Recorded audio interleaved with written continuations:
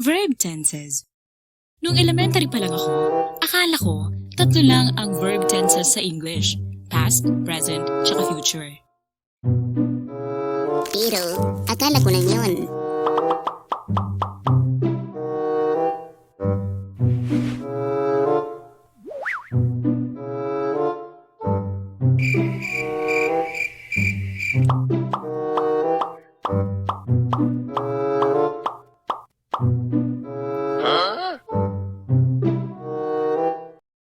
Ang tanong, Kailangan ba talagang matutunan lahat yan? well, sa totoong buhay, mga nasa 70% lang ang madalas na ginagamit dyan. But, if you want to communicate more effectively, both in speaking and in writing, o kaya gusto mong makapasa o makakuha ng mataas na score sa mga pagsusulit tulad ng Civil service, college entrance exams, aptitude tests, pre-employment examinations. o iba pang mga pagsusulit na mayroong English proficiency assessment, then yes, mas maiging nauunawaan at alam natin ang pasikot-sikot ng 12 verb tenses. Kaya tatalakayin natin yan isa-isa, but don't worry, we will do it one step at a time. Kaya sa series na ito, ang pag-uusapan natin ay ang basic uses of the 12 tenses at ang mga palatandaan kung kailan sila ginagamit para makita natin ang kanilang pagkakaiba-iba. And we will be posting separate videos for each of these tenses for further discussions and more ensayo. Alright, let's begin! Ang three main verb tenses na past, present, at future ay nahahati sa apat na aspects. Yan ay ang simple, continuous, perfect, at perfect continuous. And if we combine the three main tenses and their four aspects, mabubuo ang 12 verb tenses. Sa bahaging ito, gamitin natin ang verb o salitang kilos na work bilang halimbawa. Let's start with the simple tenses. Past simple, present simple, at future simple. Ngayon, masdang maigi kung ano ang nabago sa salitang work sa bawat isa sa mga simple tenses. Next, let's have the continuous tenses. The past continuous tense, present continuous tense, at future continuous tense. Tingnan mabuti kung ano-ano ang nadagdag sa salitang work sa bawat isa sa kanila. Ang continuous tenses ay tinatawag ding progressive tenses. So we can also say past progressive tense, present progressive tense, and future progressive tense. So parehong tama ang continuous at progressive. Pareho silang ginagamit. But throughout this video, let's just use continuous. Next group, the perfect tenses. Past perfect tense, the present perfect tense, and future perfect tense. Ngayon, masdang mabuti kung ano-ano ang nadagdag sa salitang work. Finally, let's have the perfect continuous tenses. Ano-ano naman ang nadagdag sa salitang work? So nandiyan na ang had been, has been, have been, at will have been. Yun yung mga iniiwas-iwasan natin. Pero matututunan din nating mahalin ang mga salitang yan at magamit ng tama. Anyway, ang perfect continuous tenses ay tinatawag ding perfect progressive tenses tulad ng sa continuous tenses kanina. So, parehong tamang sabihin na perfect continuous at perfect progressive. But throughout this video, let's use perfect continuous. Okay, para hindi masyadong mabigat, hatiin natin sa 3 videos ang 12 verb tenses na ito. Unahin natin itong 4 at simulan natin sa present simple tense. Ginagamit natin ang present simple tense kapag ang pinag-uusapan ay number 1, facts or general truth. Ito yung mga bagay o impormasyong totoo. Number 2, habits or routines. O mga nakaugiliang gawin o kaya ay mga bagay na regular at paulit-ulit na ginagawa. And number 3, permanent situations. Ito ang 3 mga pangunahing gamit ng present simple tense. Before we talk about the sample sentences, pag-usapan muna natin ang formula na ginagamit sa Hindi, English to. Walang ma. Okay. Ang formula na ginagamit natin para sa present simple tense ay subject plus base form of verb o ang tinatawag na V1. Ano muna ang V1? V1 ay ang base form of verb. V2 naman ang past simple form at V3 ang past participle form. So, sa regular verb na work, ang V1 ay work, ang V2 ay worked, at ang V3 ay worked. Worked, worked, worked. Sa irregular verb naman na see, ang V1 ay see, ang V2 ay saw, At ang V3 ay seen. See, saw, seen. So sa present simple tense, itong V1 lang ang gagamitin natin. Okay, going back. Sa ating formula, kapag ang subject ay I, you, we, they, o anumang plural na subjects, ang V1 ay walang S sa dulo. For example, I work, you work, we work, they work. Kapag ang subject naman ay he, she, it, or any singular subjects, ang V1 ay dadagdagan ng S or ES. He works, she works, it works. Ayan, so examples na tayo. Let's have number 1. Facts or general truth. The first sample sentence is, the sun rises in the east. This is a common fact. Saan pa ba sumisikat ang araw? Sa east lang naman, di ba? Now let's look at the verb. Ang verb natin ay rise plus S dahil ang subject na the sun is singular. Next example, Filipinos celebrate Philippine independence every 12th of June. This is a fact about the Philippines. The verb is celebrate. Walang S sa dulo dahil plural ang subject natin. Okay, wag muna nating problemahin kung kailan singular o plural ang ating verb dahil pag-uusapan natin yan sa isa pang hiwalay na video entitled The Subject-Verb Agreement Rules. Alright, last example. Nurses work long hours. Totoo naman, di ba? Madalas more than 8 hours ang trabaho nila sa isang araw. It's a fact. So, hi sa mga nurses dyan. Saludo po kami sa inyo. Okay, so ang pangalawang gamit ng present simple tense ay kapag pinag-uusapan natin ang habits or routines. For example, she drinks coffee every morning. Hindi lang niya ito ginagawa ngayon, kundi tuwing umaga. What about you? What do you drink every morning? And what do you do every morning? Those are your morning routines. Another one, they play tennis on Saturdays. Hindi lang ngayong araw ng Sabado, kundi tuwing Sabado o kada Sabado. Ikaw, what do you do every weekend? Or what do you do on weekends? Now, these are some of the time expressions we use when we talk about habits or routines. Every day, every Monday, every Tuesday, etc. Every morning, every night, and so on. Every weekend, every summer, every spring, every season, and the list goes on. Ganun din sa on Mondays, on Tuesdays, on Sundays, etc. We can also use the adverbs daily, weekly, monthly, annually, regularly, frequently, and so on. And we can use the adverbs of frequency, always, often, sometimes, rarely, and never, which describe the frequency of an action. Lastly, ginagamit ang present simple tense for permanent situations. Wala naman talagang permanente sa mundo, pero may mga bagay na sadyang nagtatagal, di ba? Yung hindi agad nagbabago. Kunwari, address. Ito naman, kung ano-anong nasa isip. Okay, sa sample sentence na. Okay. They live in Manila. This could mean nasa Manila ang kanilang permanent address. Okay, another example.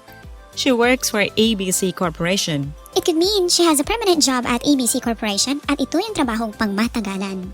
Ang mga permanenteng sitwasyon ay hindi lamang totoo o naaangkop sa kasalukuyan o sa mga araw na ito, kung hindi pati sa mga nagdaang araw o mga nagdaang taon at sa mga susunod na araw o sa mga susunod na taon. Kasi permanente eh. Di ba? Ayan, so again, we use the present simple tense when we refer to facts, habits, or routines at permanent situations. These are the basic uses of the present simple tense. Pero meron pa itong ibang gamit and they are more advanced. Kaya pag-uusapan natin ang mga yan sa isang hiwalay na video. For all these 12 tenses, meron tayong isang hiwalay na video for further details and more ensayo. Let's move on to the present continuous tense.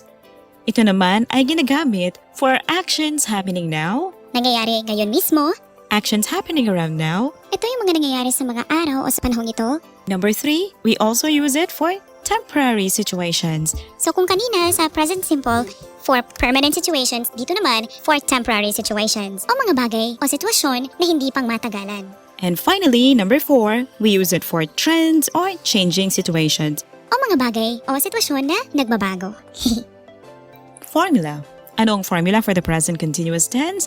It's subject plus am, is, are, plus verb in ing form. Ginagamit ang am para sa I, is naman para sa he, she, it o anumang singular subject, at are para sa you, we, they or plural subjects. At ang verb na gagamitin ay nagtatapos sa ing. Pag-aralang mabuti ang mga pangungusap na ito. Let's now go to the examples. And let's start with the actions happening now. Kunwari naka-live ako ngayon. So at this moment, I am teaching. You are watching. And let's have another sentence. My sister is drinking coffee. Itong huling example ay tumutukoy sa ginagawa ng sister ko ngayon mismo at the time of speaking. At ito ay hindi nangangahulugan na palagi niya itong ginagawa. Kung hindi, ito ang ginagawa niya ngayon. Okay, so those are the examples at kung ilalapat natin ang mga ito sa timeline, markahan natin ang oras ngayon, tapos itong arrow na ito indicates a continuous action at this moment. Okay, let's have number 2. Actions happening around now. He is working on a project. Itong kanyang pinagkakaabalahan o patuloy na ginagawa ngayong mga araw na ito. Kahit na ngayong oras na ito mismo ay naka-break siya at hindi niya ito ginagawa, still pagkatapos niyang mag-break, babalikan niya ito at ipagpapatuloy. So, it's a continuous action around this time. Ganun din sa ating next example. She is writing a novel. Ito ang pinagkakaabalahan niya o patuloy niyang ginagawa sa mga araw na ito. Pero gaya ng sinabi kanina, kahit hindi ito nangyayari ngayon mismo because of any interruption or a quick break, still pwede natin gamitan ng present continuous tense dahil ito naman ang nangyayari sa mga araw na ito, around this time. Okay, number 3. Temporary situations. We are renting a car. Nagrerenta muna ng sasakyan ngayon which would last for a day, a week, a month, pero hindi pang matagalan. Another one, she is staying in a hotel. This sentence means hindi niya ito permanenteng tinutuluyan. Temporary lang. Alright, let's have the last one, number 4. Trends or changing situations. The economy is growing. Nagbabago ang kalagayan ng ekonomiya, minsan paakyat, minsan pababa. It keeps changing. For now, it is growing. Wish ko lang! Another one, the prices of commodities are increasing. Nako, totoo yan, lalo na ngayon, di ba? And generally, kung ano man ang presyo ng mga bilihin ngayon, hindi yan permanente. Dahil nagbabago-bago ang mga yan, depende sa kalagayan ng ekonomiya. Alright, so again, ginagamit ang present continuous tense for actions happening now, actions happening around now, temporary situations at trends or changing situations. Isunod na natin ang past simple tense. Ito ang pinakamadaling gamitin sa lahat ng tenses. At ito rin ang may pinakamadaling formula, which is subject plus past simple or V2. So ito naman ang gagamitin natin para sa past simple tense. Para sa lahat ng subjects, I, you, we, they, he, she, and it, regardless kung plural or singular ang ating subject, pareho lang ang form of verb na gagamitin natin, past simple or V2. Now, when do we use the past simple tense? We use it for any activities completed in the past. We could use it with time expressions or without time expressions. May it be in the recent past or distant past. So let's have the examples of activities completed in the past with time expressions. Sarah called me last night. Tom and Jerry came to my office yesterday. So as you can see, ang time expressions na ginamit natin ay last night at yesterday. At ito naman ang ilan sa mga time expressions na madalas natin gamitin for sentences in past simple tense. Yesterday, ago, the day before, and so on. At ito yung pinakasikat, last, diba? Last night, last week, last month, last year, last Christmas, and the list goes on. And then in 2010, in January this year, in the 90s, in the 1800s, in the past, etc. Okay. Ngayon naman, let's talk about any activities completed in the past without time expressions. I worked for Mr. Lim. She saw a shooting star. Diba? So okay lang kahit walang time expression. As long as it is in the past. Okay, let's have an example of an activity completed in the recent past. They saw her a few minutes ago. Kahit minuto lang nakalipas, pwede natin gamitin ang past simple tense. Okay, this time let's have a sentence or an activity completed in the distant past. I bought this dress in 2005. O kaya kahit layuan pa natin, I bought this dress 2 decades ago. O diba? Simple lang ang past simple tense. We use it for completed actions in the past with or without time expressions, may it be in the recent past or in the distant past. Okay, let's now talk about the past continuous tense.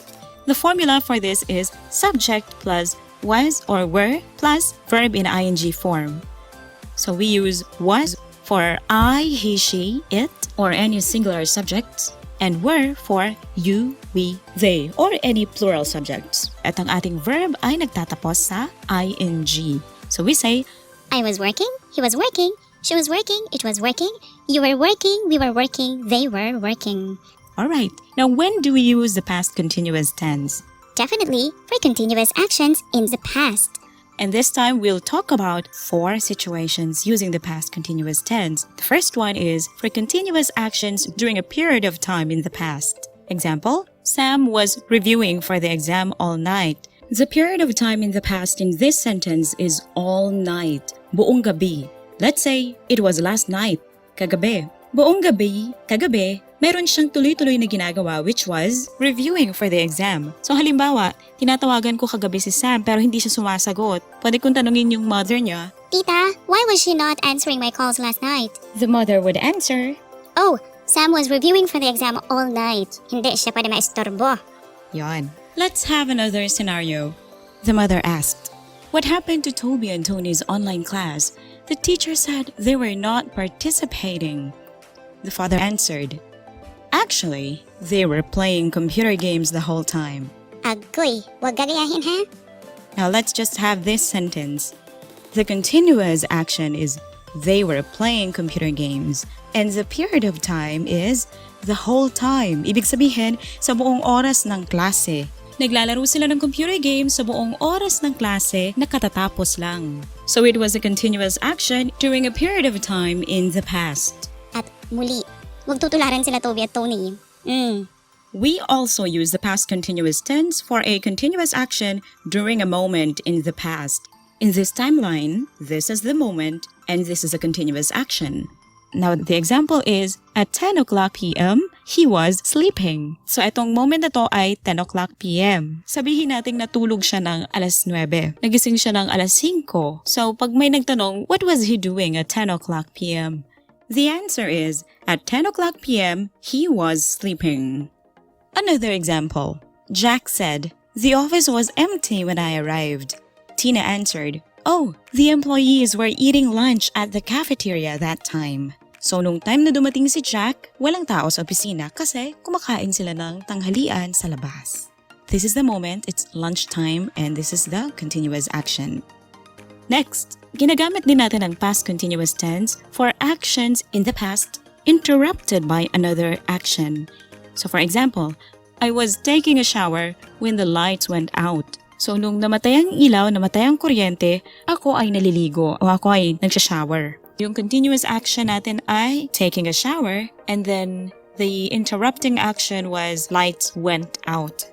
Another example. The children were playing computer games when their father came home. Ang continuous action ay playing computer games. Noong oras na dumating ang kanilang tatay, ang mga bata ay naglalaro ng computer games. Okay, lastly, we use the past continuous tense for parallel continuous actions in the past. Pwedeng 2 or more actions, pero sa ating halimbawa, let's just use 2 actions. My sister was studying while my brother was playing computer games. So ang dalawang actions natin ay studying and the other one playing. 2 continuous actions happening in the past at the same time, separated by the word while. Another sample sentence, the father was cooking dinner while the mother was preparing the dessert. 2 continuous actions in the past happening at the same time. Congratulations! Naka-4 na tayo! Now let us have a quick review. Gumamit lang tayo ng tig-iisang example para sa bawat verb tense na pag-aralan natin. At muli, gamitin natin ang verb na work para sa mga example. Pagkatapos ay ilalapat natin sa timeline ang mga example na ito para makita natin ang kanilang pagkakaiba-iba. Okay, number 1. For the present simple tense, I work every day. Hindi lang ngayong araw kundi mga nakaraang araw at sa mga darating pang araw. Araw-araw. So it is something regular, it is something habitual, and something permanent. Okay, next. For the present continuous tense, I am working at the moment. Okay, so tingnan ng timeline. The orange arrow signifies the continuous action happening at this moment. O nangyayari ngayon mismo. Alright, ngayon para sa past simple tense, I worked for ABC Corporation 5 years ago. So that is something that happened in the past. So pakitingnan po ang timeline. This indicates that this is a completed action in the past. Okay, last one. past continuous tense. I was working in the office at 3 o'clock p.m. So ang makikita natin sa timeline ay isang action continuously happening at a moment in the past. Alright! Now let's have an exercise. It's just a 5-item multiple choice. Mabilis lang to. Ang mga sumusunod na katanungan ay walang kinalaman sa anumang kwento o anumang pangyayari sa totoong buhay. Pumili lamang ng sagot na may tama o angkop na verb tense base sa tanong. Practice tayo. Sample lang to ha. What is Pia doing? A. Pia watched TV. B. Pia watches TV. C. Pia is watching TV. D. Pia was watching TV. You may now answer, and after 5 seconds, the correct answer will be revealed.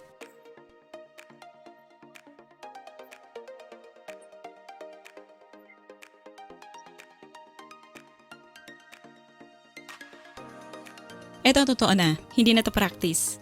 Ready? Number 1. What was he doing at 3 o'clock p.m. yesterday? A. He studies his lessons. B. He is studying his lessons. C. He studied his lessons. D. He was studying his lessons.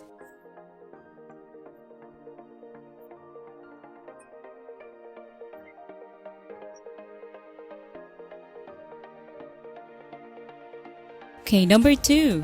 Where did they eat dinner last night? A. They eat dinner at home. B. They ate dinner at home. C. They are eating dinner at home. D. They were eating dinner at home.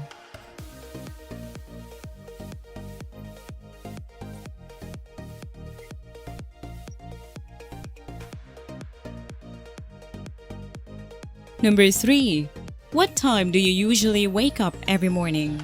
A. I usually wake up at 7. B. I usually woke up at 7. C. I am usually waking up at 7. D. I was usually waking up at 7.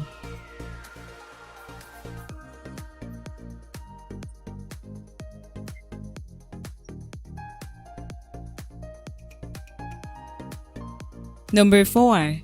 Where is your friend staying these days? A. She stays in a resort.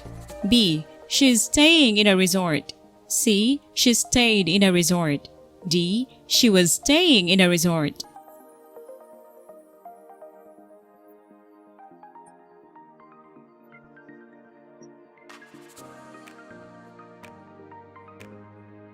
Number 5. How is her temperature now? A. It rises. B. It was rising. C. It rose. D. It is rising.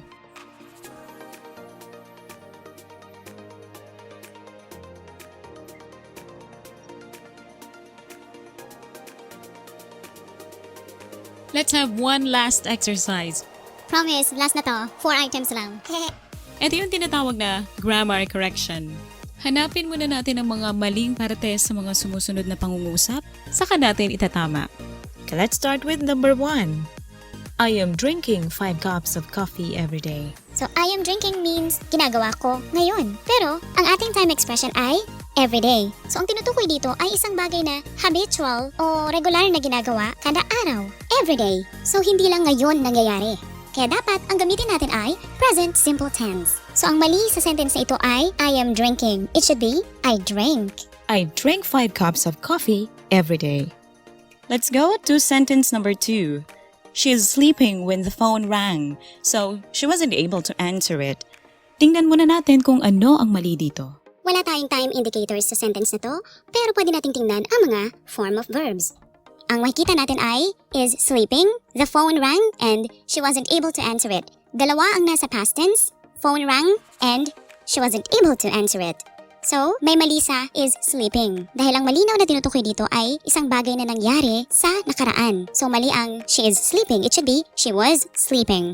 She was sleeping when the phone rang, so she wasn't able to answer it. Isa itong halimbawa ng continuous action interrupted by another action in the past, with apparent result also in the past. Number 3. He goes to Japan last year. Obviously, last year ito nangyari. So, mali ang goes. It should be went. He went to Japan last year.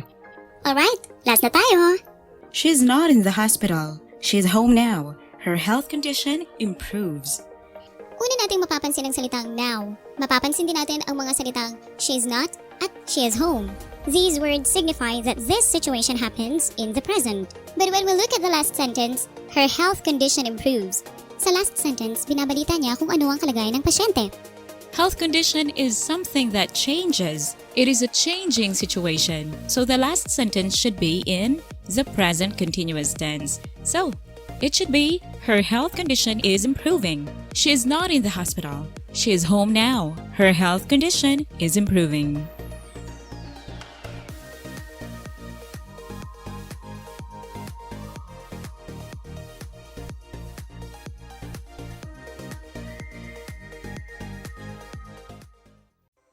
Hanggang dito na lang muna. Para hindi tayo ma-information overload. At sa ating part 2 video, paghahambing-hambingin naman natin ang present perfect tense, present perfect continuous tense, past perfect tense, at past perfect continuous tense.